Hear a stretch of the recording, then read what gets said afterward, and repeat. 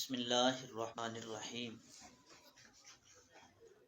وَإِذْ يَرْفَعُ إِبْرَاهِيمُ الْقَوَاعِدَ مِنَ الْبَيْتِ وَإِسْمَاعِيلُ رَبَّنَا تَقَبَّلْ مِنَّا إِنَّكَ أَنْتَ السَّمِيعُ الْعَلِيمُ۔ وَإِذْ اور جب یرفع اٹھاتے بلند کرتے ابراہیم حضرت ابراہیم علیہ السلام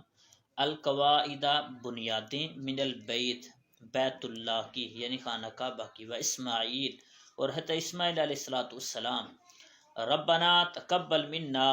ربنا اے ہمارے رب تقبل تو قبول فرما منا ہم سے انا کا بے شک تو ہی السمیع العلیم سننے والا اور جاننے والا ہے۔ اور جب ابراہیم اور حضرت اسماعیل علیہ السلام اس گھر کی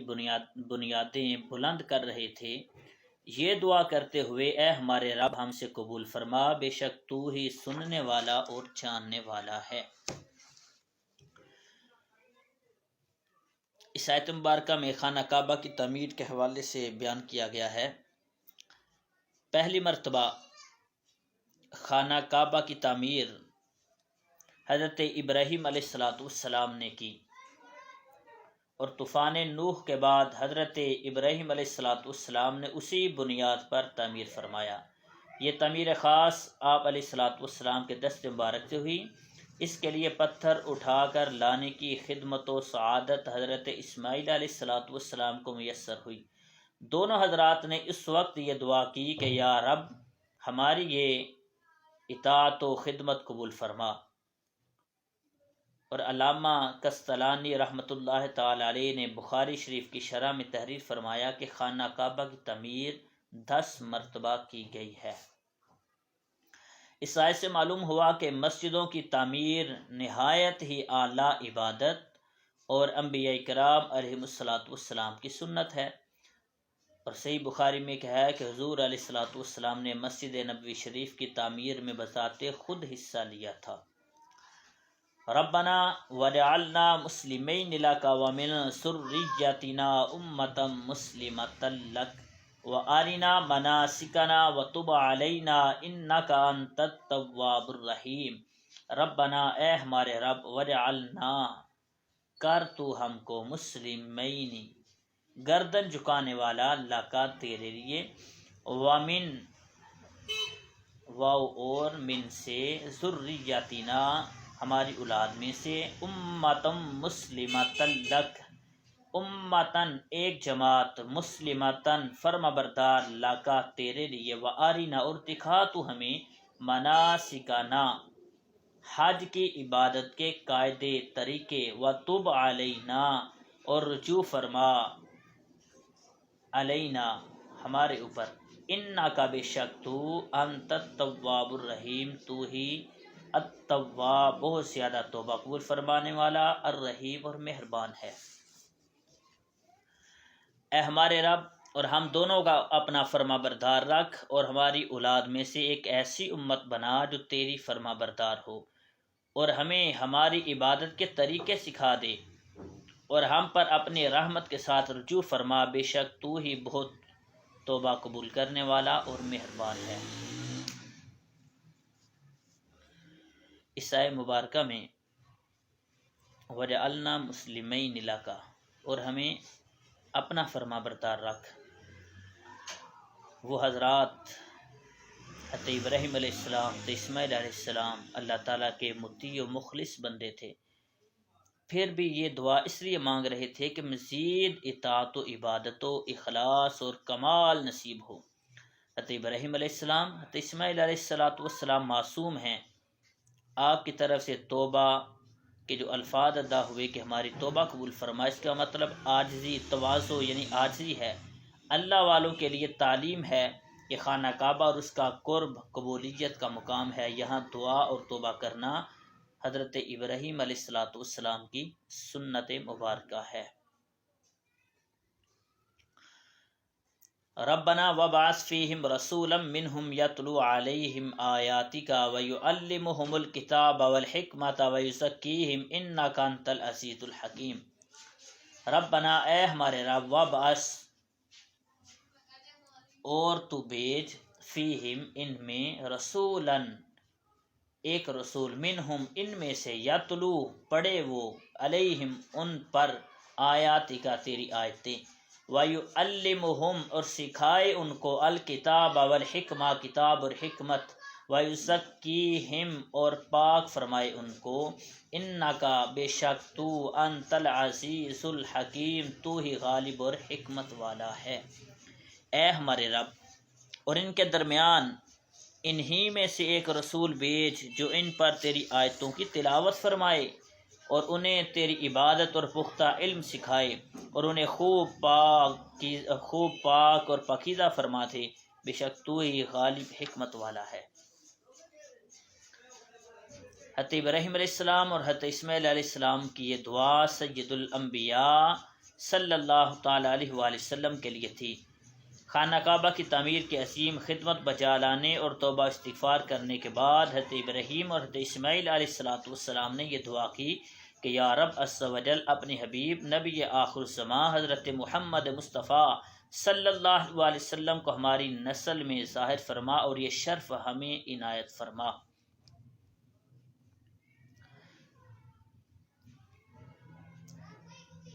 ایک حدیث میں روایت ہے کہ حضور اکرم صلی اللہ علیہ وسلم نے فرمایا کہ میں اللہ تعالیٰ کے نزدیک خاتم النبیین لکھا ہوا تھا، حالانکہ حضرت آدم علیہ السلام کا خمیر تیار ہو رہا تھا۔ میں تمہیں اپنے ابتدائی حال کی خبر دوں، میں دعائے ابراہیم ہوں، بشارت عیسیٰ ہوں، اپنی والدہ کے اس خواب کی تعبیر ہوں جو انہوں نے میری ولادت کے وقت دیکھا، اور ان کے لیے ایک بلند نور ظاہر ہوا جس سے ملک شام کے ایوان اور محلات ان کے لیے روشن ہو گئے۔ اس حدیث میں دعائے ابراہیم سے یہی دعا مراد ہے جو اس آیت مبارکہ میں مذکور ہے۔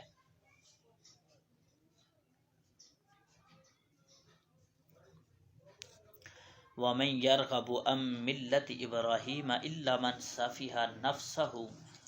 وَلَقَدِ اصْطَفَيْنَاهُ فِي الدُّنْيَا وَإِنَّهُ فِي الْآخِرَةِ لَمِنَ الصَّالِحِينَ۔ ومن اور کون یرغب منہ پھیرے گا ام ملت ابراہیم حضرت ابراہیم علیہ السلام کے دین سے الا مگر من جس نے صافیہ بے وقوف بنایا نفسہ اپنی جان کو، وَلَقَدْ اور البتہ تحقیق استفیناہ چن لیا ہم نے فی الدنیا اس کو دنیا میں، وَإِنَّهُ فی الآخرتی اور بے شک وہ آخرت میں لمن الصالحین صالحین میں سے ہیں۔ اور حضرت ابراہیم علیہ السلام کے دین سے وہی منہ پھیرے گا جس نے خود کو احمق بنا رکھا ہوا ہو، اور بے شک ہم نے اسے دنیا میں چن لیا اور بے شک وہ آخرت میں ہمارا خاص قرب پانے والوں میں سے ہیں۔ علماء یہود میں سے حضرت عبداللہ بن سلام رضی اللہ تعالیٰ عنہ اسلام لانے کے بعد اپنے دو بھتیجوں مہاجر و سلمہ کو اسلام کی دعوت دی۔ ان سے فرمایا کہ تم کو معلوم ہے کہ اللہ تعالیٰ نے تورات میں فرمایا ہے کہ میں اولاد اسماعیل سے ایک نبی پیدا کروں گا جن کا نام احمد ہوگا، اور جو ان پر ایمان لائے گا وہ کامیاب ہے اور جو ایمان نہ لائے وہ ملعون ہے۔ یہ سن کر جس کا نام سلمہ تھا وہ ایمان لے آیا، اور مہاجر نے اسلام قبول کرنے سے انکار کر دیا۔ اس پر اللہ تعالیٰ نے آیت نازل فرمائی اور ظاہر کر دیا کہ ابراہیم علیہ السلام نے خود اس رسول معظم صلی اللہ علیہ وسلم کے مبعوث ہونے کی دعا فرمائی، تو جو ان کے دین سے پھرے وہ حضرت ابراہیم علیہ السلام کے دین سے پھر گیا۔ اس میں یہود و نصارہ اور مشرکین عرب پر اشارتاً کلام ہے جو اپنے آپ کو فخر کے طور پہ حضرت ابراہیم علیہ السلام کی طرف منسوب کرتے تھے کہ جب یہ لوگ دین ابراہیم سے پھر گئے تو پھر ان کی عظمت و شرافت کہاں رہی۔ یہ بھی معلوم ہوا کہ سچے دین کی پہچان یہ ہے کہ وہ سلف و صالحین کا دین ہو۔ یہ حضرات ہدایت کی دلیل ہیں۔ اللہ تعالیٰ نے حقانیت اسلام کی دلیل یہی دی کہ وہ ملت ابراہیم علیہ السلام میں سے ہیں۔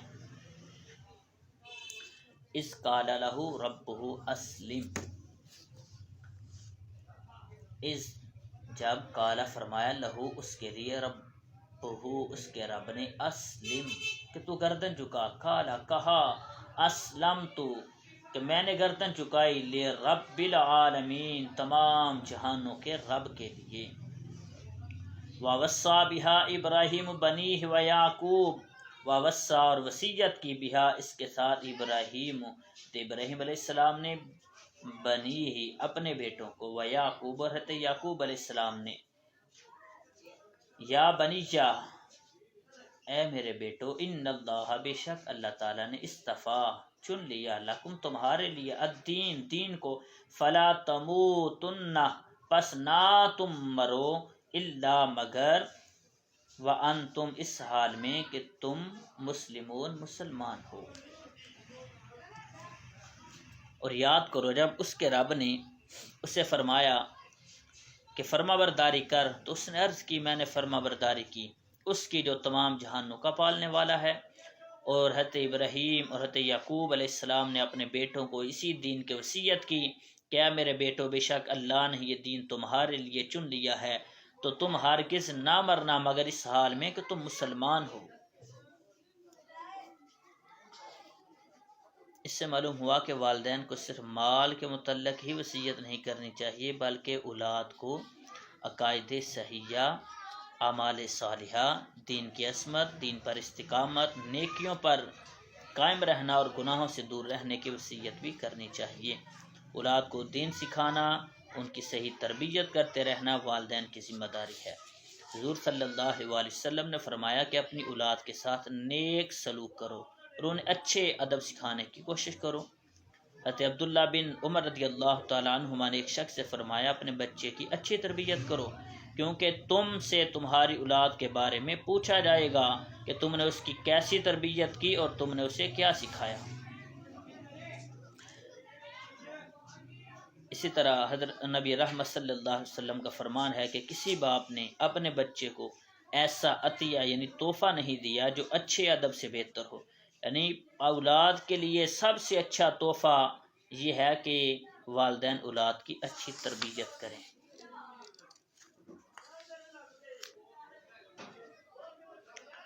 حضرت عبداللہ بن مسعود رضی اللہ تعالیٰ عنہ کی وفات کا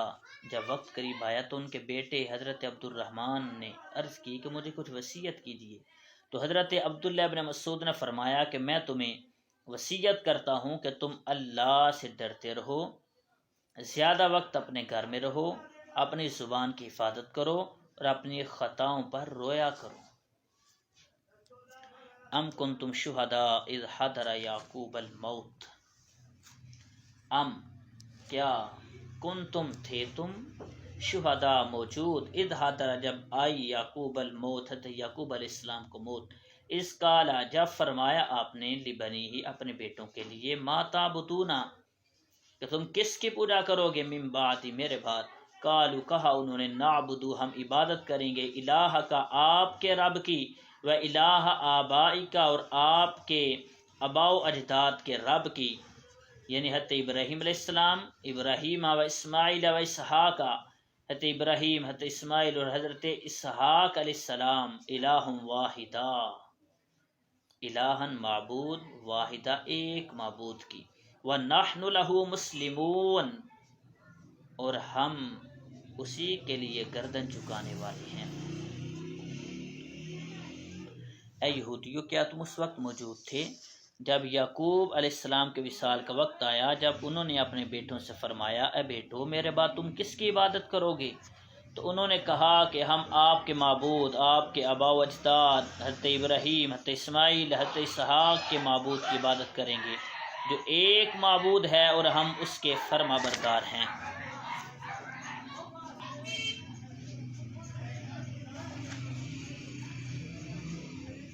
تلک امۃ قد خلت لها ما کسبت ولکم ما کسبتم ولا تسألون عما كانوا یعملون۔ تلک وہ، امۃ ایک جماعت، قد خلت تحقیق گزر گئی،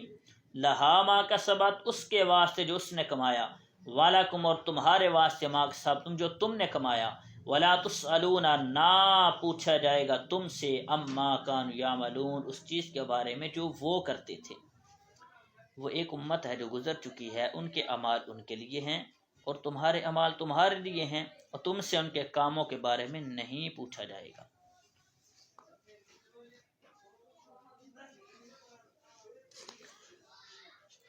اس آیت مبارکہ کا شان نزول یہ ہے کہ جب یہودی دلائل میں عاجز آ گئے، کوئی بات کوئی دلیل ان کے نہ بن پڑی۔ آخر کار وہ کہہ دیتے تھے کہ اگر ہمارے عقائد ہمارے اعمال غلط بھی ہوئے تو ہمارے باپ دادا کے اعمال ہمارے کام آ جائیں گے اور ان سے ہماری نجات ہو جائے گی۔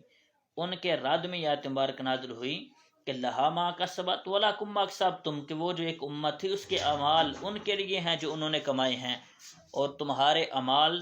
تمہارے لیے ہے جو تم نے کمایا ہے۔ وَقَالُوا كُونُوا هُودًا أَوْ نَصَارَىٰ تَهْتَدُوا، کہا انہوں نے کون ہو جاؤ تم ہودن او نصارا، یہودی یا عیسائی، تہتدوا ہدایت پا جاؤ گے۔ کل فرما دو بلکہ ملت ابراہیم، ابراہیم علیہ السلام کا دین، حنیفہ جو مائل بحق ہے، وما اور نہ کانا تھے وہ من المشرکین، مشرکین میں سے۔ اور اہل کتاب نے کہا کہ یہودی یا نصرانی ہو جاؤ ہدایت پا جاؤ گے۔ تم فرماؤ ہرگز نہیں، بلکہ ہم تو ابراہیم کا دین اختیار کرتے ہیں جو ہر باطل سے جدا تھے اور مشرکوں میں سے نہیں تھے۔ حضرت عبداللہ ابن عباس رضی اللہ تعالیٰ عنہ نے فرمایا کہ یہ آیت مدینہ کے یہودی سرداروں اور نجران کے عیسائیوں کے جواب میں نازل ہوئی۔ یہودیوں نے تو مسلمانوں سے کہا تھا کہ حضرت موسیٰ علیہ السلام تمام انبیاء میں سب سے افضل ہیں، تورات تمام کتابوں سے افضل ہے، یہودی دین تمام ادیان سے اعلیٰ ہے۔ اس کے ساتھ انہوں نے حضرت سید کائنات محمد مصطفیٰ صلی اللہ علیہ وسلم، انجیل شریف اور قرآن شریف کے ساتھ کفر کر کے مسلمانوں سے کہا تھا کہ تم یہودی بن جاؤ۔ اسی طرح نصرانیوں نے بھی اپنے ہی دین کو حق بتا کر مسلمانوں کو نصرانی ہونے کا کہا۔ اس پر یہ آیت مبارکہ نازل ہوئی کہ حضرت ابراہیم علیہ السلام جو ہیں وہ باطل سے جدا تھے، وہ حق والے تھے اور وہ مشرکین میں سے نہیں تھے۔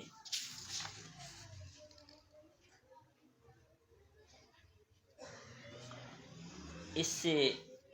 دو مسئلے معلوم ہوئے کہ ایک یہ کہ حضرت ابراہیم علیہ السلام کو رب تعالیٰ نے وہ مقبولیت عامہ بخشی ہے کہ ہر دین والا ان کی نسبت پر فخر کرتا ہے۔ دوسرا یہ کہ صرف بڑوں کی اولاد ہونا کافی نہیں جب تک بڑوں جیسے کام نہ ہوں، یعنی کہ اپنے آپ کو کہنا کہ ہمارے باپ دادا وہ بڑے نیک تھے تو ہم بھی بخشے جائیں گے، ہم جتنے مرضی گناہ کر لیں تو ہم بخشے جائیں گے کیونکہ ہمارے باپ دادا نیک تھے۔ نہیں، جو انہوں نے کمایا ہے، جو انہوں نے نیک اعمال کیے ہیں وہ ان کے لیے ہیں اور تمہارے اعمال تمہارے لیے ہیں۔ قولوا آمنا باللہ وما انزل الینا وما انزل الی ابراہیم و اسماعیل و اسحاق و یعقوب والاسباط، قولوا کہو تم آمنا ایمان لائے ہم باللہ اللہ پر، وما انزل الینا اور جو اتارا گیا ہماری طرف، وما انزل الی ابراہیم اور جو اتارا گیا حضرت ابراہیم علیہ السلام، و اسماعیل و اسحاق و یعقوب، حضرت اسماعیل حضرت اسحاق حضرت یعقوب، والاسباط اور ان کی اولاد پر، وما اوتی اور جو دیے گئے موسیٰ و عیسیٰ حضرت موسیٰ علیہ السلام تو عیسیٰ علیہ السلام، وما اوتی النبیون اور جو دیا گیا انبیاء کو من ربہم ان کے رب کی طرف سے، لا نفرق بین احد منہم، لا نفرق نہیں ہم فرق کرتے، بین احد کسی ایک کے درمیان، منہم ان میں سے، ونحن لہ مسلمون اور ہم اسی کے لیے جھکنے والے ہیں۔ اے مسلمانوں تم کہو ہم اللہ پر اور جو ہماری طرف نازل کیا گیا ہے اس پر ایمان لائے، اور اس پر جو حضرت ابراہیم حضرت اسماعیل حضرت اسحاق حضرت یعقوب اور ان کی اولاد کی طرف نازل کیا گیا، اور حضرت موسیٰ اور حضرت عیسیٰ علیہ السلام کو جو دیا گیا، اور جو باقی انبیاء کو ان کے رب کی طرف سے عطا کیا گیا، ہم ایمان لانے میں ان میں سے کسی کے درمیان فرق نہیں کرتے اور ہم اللہ کے حضور گردن جھکانے والے ہیں۔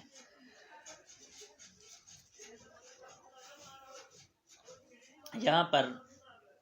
چند باتیں جو ہیں وہ یاد رکھنے والی ہیں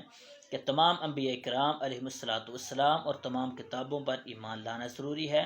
جو کسی ایک نبی علیہ السلام یا ایک کتاب کا بھی انکار کرے وہ کافر ہے۔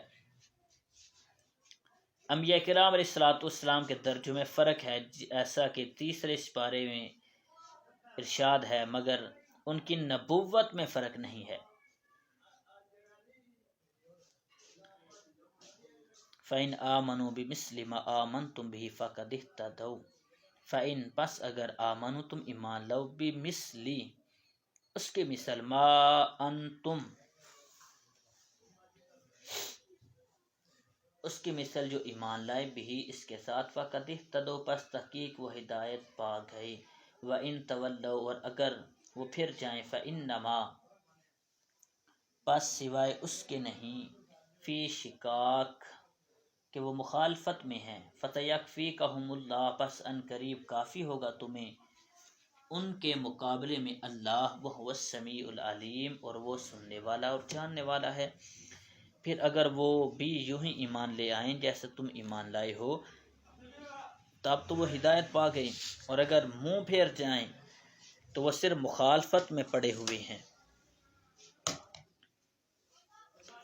تو حبیب ان قریب اللہ ان کی طرف سے تمہیں کافی ہوگا اور وہی سننے والا اور جاننے والا ہے۔ یہودیوں کو صحابہ کرام علیہم رضوان کی طرح ایمان لانے کا فرمایا گیا کہ جیسے صحابہ نے ایمان لے کے آئے ہیں اسی طرح تم بھی ایمان لے کے آؤ تو تم ہدایت پا جاؤ گے۔ اس سے معلوم ہوا کہ صحابہ کرام علیہم رضوان کا ایمان اللہ تعالیٰ کی بارگاہ میں معتبر اور دوسروں کے لیے مثال ہے۔ صبغۃ اللہ ومن احسن من اللہ صبغۃ ونحن له عابدون۔ صبغۃ اللہ صبغہ رنگ اللہ اللہ کا، ومن اور کون احسن بہتر ہے من اللہ اللہ سے صبغۃً رنگ میں، ونحن له عابدون اور ہم اسی کی عبادت کرنے والے ہیں۔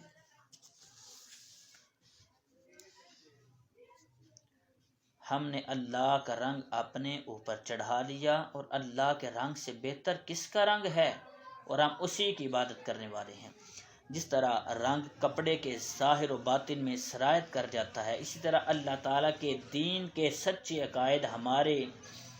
رگوں میں سما گئے ہیں۔ ہمارا ظاہر و باطن اس کے رنگ میں رنگ گیا ہے۔ ہمارا رنگ ظاہری رنگ نہیں جو کچھ فائدہ نہ دے، بلکہ یہ نفوس کو، جانوں کو، اپنے آپ کو پاک کرتا ہے۔ ظاہر میں اس کے آثار ہمارے اعمال سے نمودار ہیں۔ عیسائیوں کا طریقہ تھا کہ جب اپنے دین میں کسی کو داخل کرتے یا ان کے یہاں کوئی بچہ پیدا ہوتا تو پانی میں زرد رنگ ڈال کر اس میں اس شخص یا بچے کو گوتا دیتے اور کہتے کہ اب یہ سچا عیسائی ہو گیا۔ تو اس لیے ان کا رد کرتے ہوئے فرمایا گیا کہ اللہ کا رنگ جس پہ چڑھ جاتا ہے، جو اسلام قبول کر لیتا ہے، اللہ کے دین کا رنگ جس پہ چڑھ جاتا ہے، اس سے بہتر اور کوئی رنگ نہیں ہے۔ قل اتحاجوننا، قل فرما دو، اتحاجوننا کیا جھگڑا کرتے ہو تم ہم سے، فی اللہ اللہ کے بارے میں، وہو ربنا اور وہ ہمارا رب ہے، وربکم اور تمہارا رب ہے، ولنا اعمالنا اور ہمارے اعمال ہمارے لیے، وَلَكُمْ أَعْمَالُكُمْ اور تمہارے اعمال تمہارے لیے، وَنَحْنُ لَهُ مُخْلِصُونَ اور ہم اس کے لیے اخلاص رکھنے والے ہیں۔ تم فرماؤ کیا تم اللہ کے بارے میں ہم سے جھگڑتے ہو، حالانکہ وہ ہمارا بھی رب ہے، تمہارا بھی، اور ہمارے اعمال ہمارے لیے ہیں، تمہارے اعمال تمہارے لیے ہیں، اور ہم خالص اسی کے ہیں۔ یہودیوں نے مسلمانوں سے کہا کہ ہم پہلی کتاب والے ہیں، ہمارا قبلہ پرانا ہے، ہمارا دین قدیم ہے، انبیاء کرام علیہ السلام ہم میں سے ہوئے ہیں، لہذا اگر محمد مصطفیٰ صلی اللہ علیہ وسلم نبی ہوتے تو وہ ہم سے ہوتے۔ اس پر پھر یہ آیت مبارکہ نازل ہوئی اور نبی کریم علیہ السلام کے ذریعے ان سے فرمایا گیا کہ ہمارا اور تمہارا سب کا رب اللہ ہے، اسے اختیار ہے کہ اپنے بندوں میں سے جسے چاہے نبی بنائے، چاہے وہ عرب میں سے ہو یا پھر دوسروں میں سے۔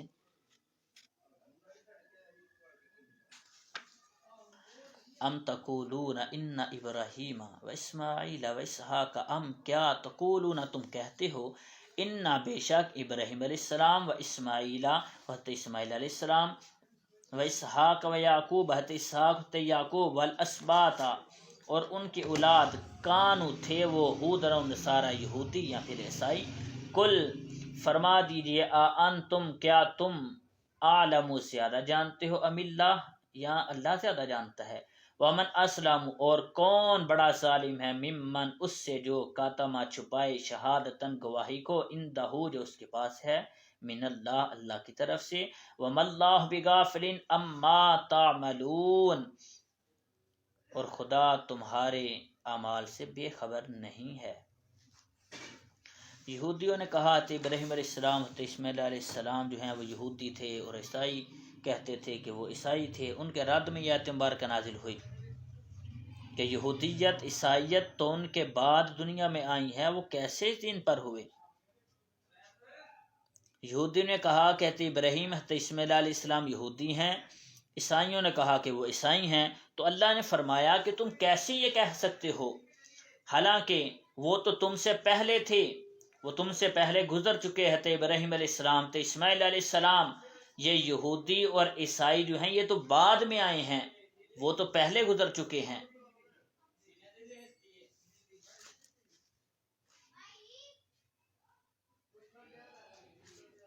تلک امۃ قد خلت لها ما کسبت ولکم ما کسبتم ولا تسألون عما كانوا یعملون۔ وہ ایک امت ہے جو گزر چکی، لہا ما کسبت اس کے لیے جو انہوں نے کمایا، ولکم ما کسبتم اور تمہارے لیے جو تم نے کمایا، ولا تسألون نہیں تم سے سوال کیا جائے گا، عما كانوا یعملون ان کے کاموں کے بارے میں۔ وہ ایک امت ہے جو گزر چکی ہے، ان کے اعمال ان کے لیے ہیں اور تمہارے اعمال تمہارے لیے ہیں، اور تم سے ان کے کاموں کے بارے میں نہیں پوچھا جائے گا۔ اس آیت میں یہودیوں کو ایک بار پھر خبردار کیا گیا، تنبیہ کی گئی کہ تم اپنے اسلاف بزرگوں کی فضیلت پر بھروسہ نہ کرو، کیونکہ ہر ایک سے اس کے اعمال کی پوچھ گچھ کی جائے گی، ہر ایک سے پوچھا جائے گا۔ اس میں ان مسلمانوں کے لیے بھی نصیحت ہے جو اپنے ماں باپ یا پیر و مرشد وغیرہ کے نیک اعمال پر بھروسہ کر کے خود نیکیوں سے دور اور گناہوں میں مصروف ہیں۔ صرف یہ بھروسہ کر لینا کہ ہمارے ماں باپ نیک ہیں، ہمیں بخشوا لیں گے، ہم بخشے جائیں گے، ہم جنت میں جائیں گے، یا یہ کہہ لینا کہ ہم جو ہیں کسی پیر کے مرید ہیں تو ہمارے پیر جو ہیں وہ بڑے ہی پہنچے ہوئے ہیں، بڑے نیک ہیں تو وہ بخشوا لیں گے، فقط اس پہ بھروسہ نہ کیا جائے۔ صرف اس پہ بھروسہ کر کے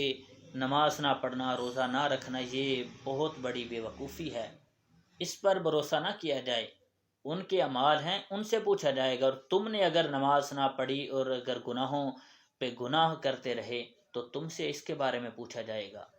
اللہ پاک ہم سب کو نیک اعمال کرنے کی توفیق عطا فرمائے، اللہ تعالیٰ کا شکر ادا کرنے کی توفیق عطا فرمائے، اور رسول اللہ صلی اللہ علیہ وسلم کی تعلیمات پر عمل کرنے کی توفیق مرحمت فرمائے۔ وما توفیق الا باللہ۔